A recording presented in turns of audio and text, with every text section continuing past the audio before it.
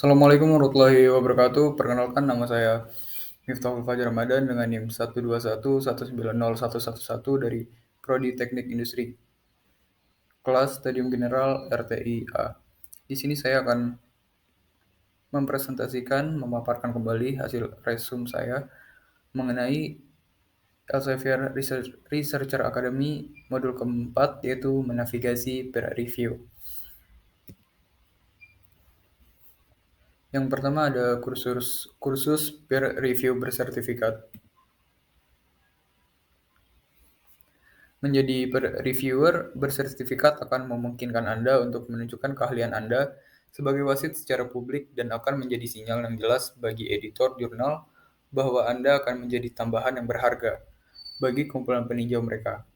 Selain itu, lembaga Anda mungkin mengakui sertifikasi Anda sebagai bukti melanjutkan pendidikan profesional.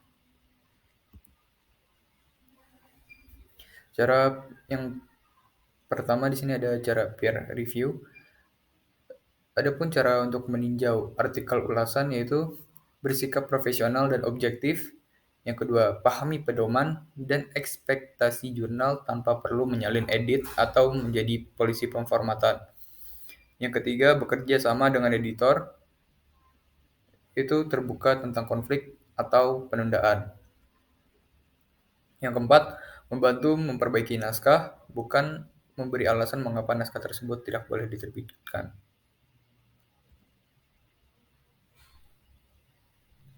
Yang selanjutnya itu ada menjelaskan proses editorial dan peer review. Peer review menempatkan peninjau bersama penulis sebagai inti dari penerbitan ilmiah. Yang kedua, peninjau membuat proses editorial bekerja dengan memeriksa dan mengomentari manuskrip. Yang ketiga, tanpa peer review, tidak ada kontrol dalam komunikasi ilmiah. Dan yang keempat, peninjau adalah tulang punggung dari keseluruhan proses. Jadi apa yang sebenarnya dilakukan peer review? Jadi adapun hal-hal yang dilakukan oleh peer review yaitu yang pertama meningkatkan kualitas makalah yang diterbitkan, yang kedua memastikan pekerjaan sebelumnya diakui, yang ketiga menentukan pentingnya temuan, yang keempat menilai orisinalitas dan signifikansi dari bekerja, dan yang kelima menyorot setiap kelalaian dalam daftar referensi dan masalah etika apapun.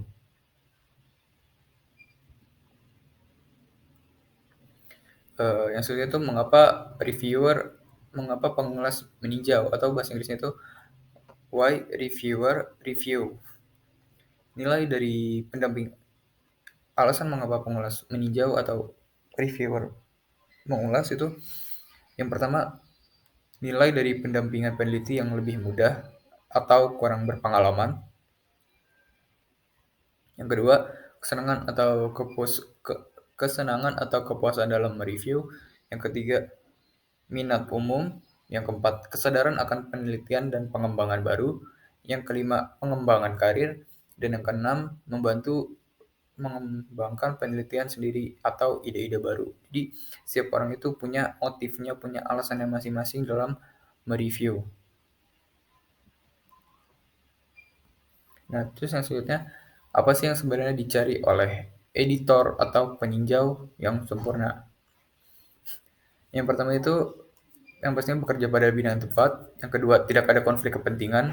Yang ketiga, mematuhi aturan yang dalam hal ini adalah etika. Yang keempat, adil dan objektif. Yang kelima, secara konstruktif, bukan secara agresif. Yang keenam, antusias. Yang ketujuh, berpengalaman. Yang kedelapan, tersedia. Yang ke-9, tepat waktu. Yang ke-10, efektif. Dan yang ke-11, adil dan objektif. Oh maaf, ini adil objektif ada 2 kali. Selanjutnya itu ada model dari peer review itu sendiri. Model peer review yang berbeda berdasarkan definisi dan sikap. Itu bisa dibagi menjadi ke dalam beberapa kategori. Yang pertama itu ada single blind peer review, di mana reviewer anonim untuk penulis sementara dan nama penulis dan afiliasi tersedia untuk reviewer. Di sini kelebihannya itu reviewer dapat mengkritik tanpa ada pengaruh yang diberikan pada mereka oleh penulis. Sedangkan kekurangannya tidak melindungi penulis dari jenis kelamin atau jenis bias lainnya. Jadi jenis kelamin dari penulisnya ini ketahuan. Jadi ada kemungkinan bias dari hasil ulasan atau reviewnya itu. Yang kedua itu ada double blind peer review, di mana double blind peer review itu baik peninjau dan penulis dirahasiakan dari masing-masing lainnya. Jadi tidak mengenal satu sama lain. Kelebihan dari model peer review ini adalah peninjau dapat mengkritik tanpa ada pengaruh yang diberikan pada mereka oleh penulis. Sedangkan kekurangannya itu sulit dalam istilah praktis dalam sepenuhnya menganonimkan penulis dan pengulas. Juga tidak melindungi ya ya sulit dalam istilah praktis untuk sepenuhnya menganonimkan penulis dan pengulas.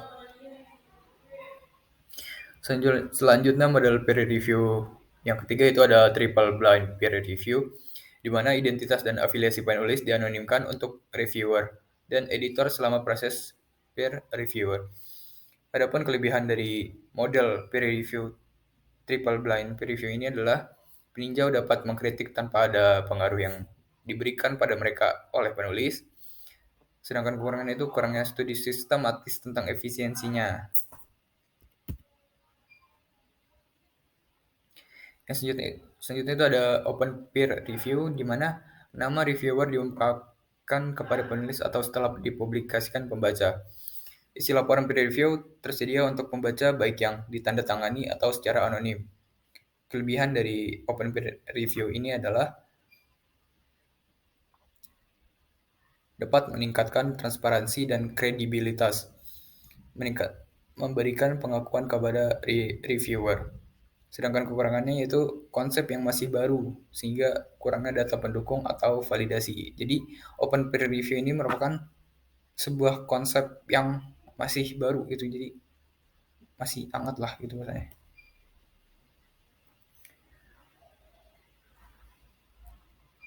Yang itu ada internal peer review, di mana internal peer review ini editor penanganan mengevaluasi pengiriman dan menentukan apakah mereka masuk ke dalam proses tinjauan eksternal atau ditolak. Peer review dilakukan oleh staf editorial jurnal, salah satu atau editor jurnal berfungsi sebagai wasit dan keputusan dibuat oleh editor setelah semua laporan wasit dibahas.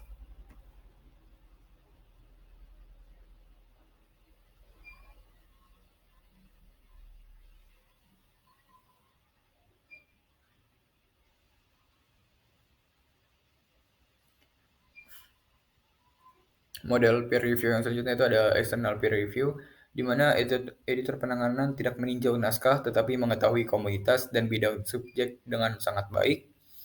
Editor penanganan mengundang pakar di bidangnya untuk peer review naskah, dan editor penanganan membuat keputusan berdasarkan laporan ulasan yang dikirimkan. Yang selanjutnya itu ada dasar-dasar peer review. Peer review adalah landasan dari proses penerbitan ilmiah. Namun, editor menghadapi perjuangan sehari-hari untuk menemukan peneliti yang mau mengulas jurnal mereka. Anda akan mendengar bagaimana melakukan peer review dapat mempertajam keterampilan menulis Anda sendiri dan memperkenalkan Anda kepada beberapa penggerak di bidang Anda. Anda akan belajar bagaimana menjadi sukarelawan dan menemukan panduan etika yang harus Anda patuhi. Selain itu, kami menjelaskan mengapa ada langkah untuk membuat peer review menjadi lebih transparan. Keragaman dalam peer review. Itu ada pedoman Sager. Itu singkatan dari Sex and Gender Equity in Research. Prinsip umumnya yaitu menggunakan istilah seks dan gender dengan hati-hati untuk menghindari kebingungan atau kerancuan antara kedua istilah tersebut, di mana subjek penelitian terdiri dari organisme yang mampu membedakan berdasarkan jenis kelamin. Ya, di mana subjek penelitian terdiri dari organisme yang mampu membedakan berdasarkan jenis kelamin.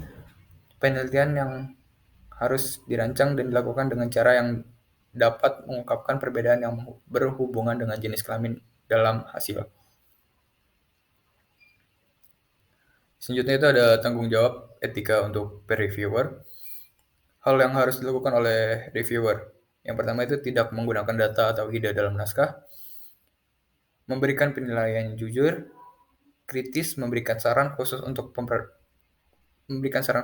perbaikan, selalu menghindari konflik kepentingan, membantu editor untuk mengambil keputusan, dan hanya menerima untuk meninjau naskah sesuai dengan bidang keahliannya.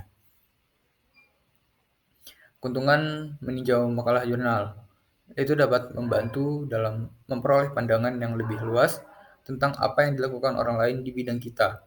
Kita bisa membaca apa yang dilakukan pesaing sejak dini, dan kita juga dapat meningkatkan kemampuan membaca, terutama membaca yang tersirat, yang tidak tertulis gitu. Yang selanjutnya itu ada menjadi peer reviewer. Peer review adalah sebuah keterampilan. Terdapat beberapa kiat yang dapat membantu Anda menyampaikan laporan tinjauan yang dijamin akan membuat editor manapun tersenyum. Ada beberapa poin yang perlu dipertimbangkan ketika melihat setiap elemen artikel dan menjelaskan bagaimana menjadi konstruktif dalam umpan balik Anda. Anda juga akan mempelajari bagaimana aktivitas review Anda dapat menjadi batu loncatan penting untuk menjadi editor jurnal. Tips untuk menulis ulasan yang benar-benar buruk. Ya, jadi tips untuk menulis ulasan yang benar-benar buruk. Itu yang pertama itu ada terima undangan untuk meninjau ketika Anda seharusnya tidak melakukannya. Yang kedua itu kirim ulasan dengan sangat terlambat atau tidak sama sekali. Yang ketiga, abaikan pesan dari editor. Yang keempat ada jangan periksa kepatuhan terhadap etika publikasi. Yang kelima, berikan ulasan yang tidak berguna. Yang keenam, lupakan alamat komponen utama artikel. Yang ketujuh, berikan pernyataan yang tidak jelas, tidak adil, dan bias. Yang kedelapan ada secara tidak adil menghalangi publikasi atau melanggar kerahasiaan. Yang kesembilan menyarankan penulis agar melanggar etika publikasi. Dan yang kesepuluh lupa untuk meninjau ulasan Anda dengan aturan emas.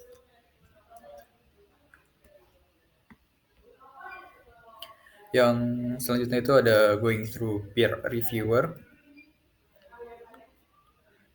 di mana dalam modul ini kaminya itu Elseviernya ya, bisa secara akademinya, memberikan beberapa saran berguna tentang cara menangani komentar peninjau tersebut dan menjaga kiriman Anda tetap lancar selama proses penerbitan. Anda akan mempelajari langkah-langkah awal yang harus Anda ambil, serta nada dan bahasa yang tepat untuk digunakan dalam surat tanggapan Anda.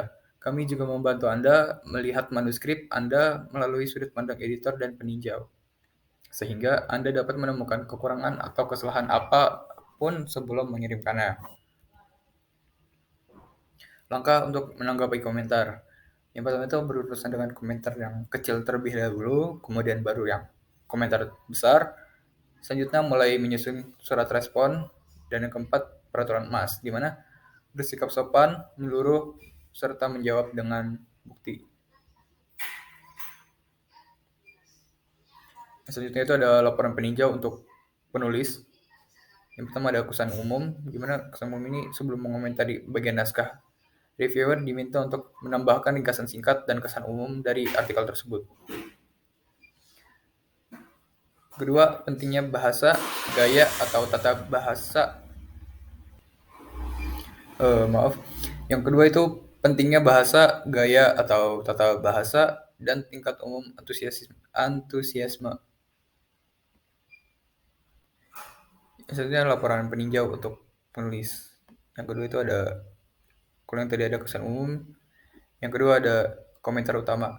di mana komentar utama itu masalah penting yang menurut pendapat pengulas harus ditangani oleh penulis sebelum naskah cocok untuk dipublikasi. Yang ketiga ada komentar kecil, di mana komentar kecil ini merupakan hal lain yang layak untuk disebutkan. Ya, sekian presentasi dari saya, kurang lebihnya mohon maaf. Assalamualaikum warahmatullahi wabarakatuh.